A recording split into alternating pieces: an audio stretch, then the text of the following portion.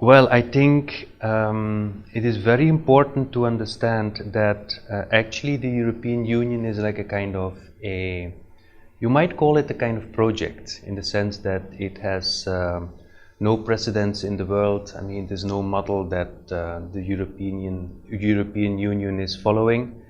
It's a one-of-a-kind project in the world that you need to well, actually, it's important to see that it started after the Second World War. I think that the experience in Europe of two devastating wars was actually the beginning of thinking about how to overcome these kind of problems. And as soon as the Second World War ended in 1945, politicians started to think, what's next? I mean, how are we going to not only to rebuild the continent, but how are we going to make this continent a peaceful continent? And the basic idea actually was that rather than fighting for hegemony on the European continent, let's work together in such a way that if we entangle the economies of the most important countries at that time, namely Germany and France, if we entangle the economies in such a way that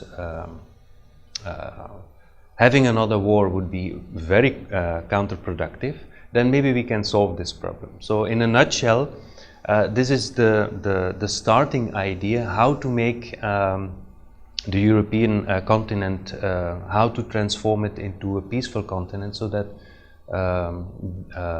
a war, as it has experienced it twice in the 20th century, should not occur again. And it was actually the 6 countries, so Germany, France, Italy, Belgium, Luxembourg and the Netherlands, that started to cooperate economically together in such a way that was really the core of what later became what we now see as the European Union. So more and more countries entered the European Economic Zone. So actually the European project, or the project of the European Union as we know it today, is first and foremost an economic project. But it gradually developed into what we know it today, with a very strong also political body, as it is represented in the European Commission, European Parliament, and etc. So basically it's a project of nation states working together in order to build a kind of European and political unity, in order to have a stand in the world and make Europe peaceful. That is what I would say in a nutshell to your students.